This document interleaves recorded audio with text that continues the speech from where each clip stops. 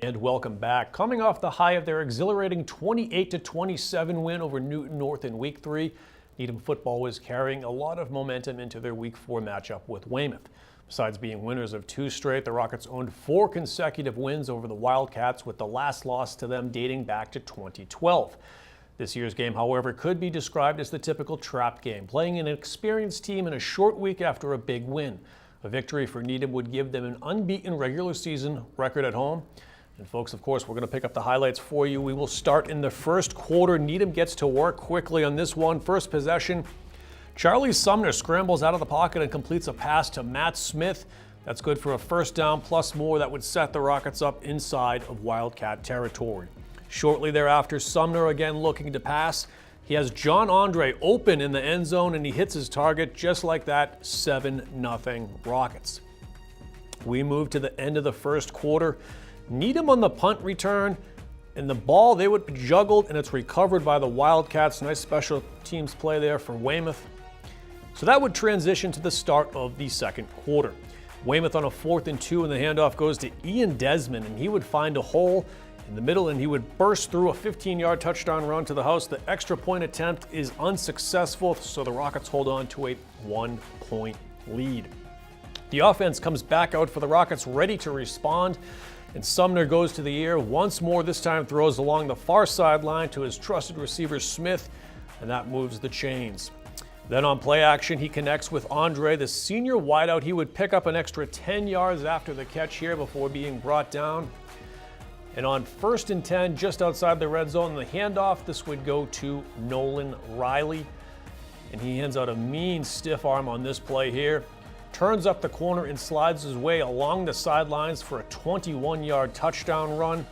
Rockets back up by 7. Weymouth would kick a field goal before halftime, so it's 13-9 at the break.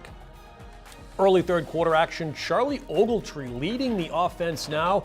He throws a quick out to Andre, who turns it up and nearly breaks it out before being taken down just past midfield here. Now 2nd and long, just after being backed up by a couple of penalties.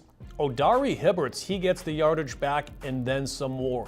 He puts a little fake action here, finds a small opening, turns on the jets, and folks, he's going to blast through the Wildcat defense there. That makes it 20-9 Rockets. Outstanding run by him on there. Now on the kickoff, Weymouth can't handle the liner from Alex Sliney, and Needham recovers. And that would be bad news for the Wildcats once more. Hibberts, he would be back at it again. This time on the screen pass, he gets a big pickup, moving the Rockets into the red zone once more. And just a few plays later, the fake jet sweep. Riley would take the handoff. Folks, he's going to take his way for his 2nd touchdown of the game to break this game open. It is now 27-9. Early in the 4th quarter, Rockets caps its scoring drive by going back to the air. Sumner rolls and looks for Jack Mermez. The junior makes the grab off of a deflection and pushes his way into the end zone. It's the 5th touchdown of at least 30-plus yards for Needham this season. Weymouth tacks on a meaningless touchdown in the final minute, but the Rockets roll 34-16 in this one. The offense is clicking after tallying 62 points over the last 2 games. Needham will be on the road for the rest of the regular season, starting in Week 5 when they travel to Framingham. Well, switching over to the court as Needham girls volleyball is looking to continue their steady improvement through the last few years. After back-to-back seasons of qualifying for the tournament with 12 and 13 wins respectively, the Rockets are looking to build further. Senior captains Suella Maloshi, Jane Fanning, and Amanda Wong are all back on a team that carries 12 upperclassmen. Needham is out to a 4-4 start throughout its first 8 games, but is counting on its experience to lead a mid-season surge, and we have the highlights for you as well. First set, Framingham serving up with Needham, leading 4-1. Jane Fanning steps up with a back row hit, and that's too hot to handle for the Flyers. Just a little while later, Daly Johnson sets junior Peyton Hertong. She drops it right down into the middle to give Needham an 8-point lead. On the very next play, Rockets serving Suella Maloshi. She gets up to block the Flyers' return hit, and Needham is cruising in this one up 10-1.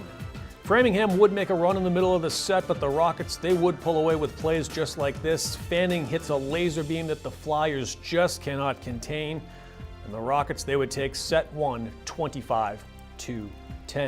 We move to the second set, tied at 6 apiece. The hit from the outside by the Needham goes long to give Framingham their first lead of the match. Rockets back in the lead now. Johnson sets Evelyn Sweeney. Her hit from the outside is down and in. Right there. And Framingham still keeping this set tight though. Rockets looking for the middle hit, but the Flyers, they would turn them away. It's a 3-point game after this. Needham, however, would respond on a 5-0 run, including this Sweeney serve. This one would go for an ace. Near the end of the set, however, Izzy Ludlow, she gets in on the action. She rises for the outside hit, which tips off a Flyer defender. And down for the point, Rockets grab set 2 by a score of 25-15. We move to the third set now. Maloshi shows off the cannon.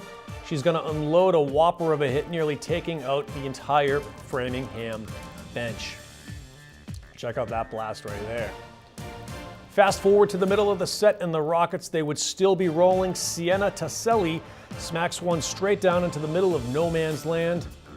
Right there. And then to close it out, Amanda Wong, she's going to set for Fanning. She picks up her 9th kill of the night with that swing, and it's both set and match point. Needham picks up the 3-0 sweep by scores of 25-10, 25-15, and 25-8. Also mark your calendars because their annual Dig Pink game is Friday, October 6th at Newton South. Game time is at 4 p.m.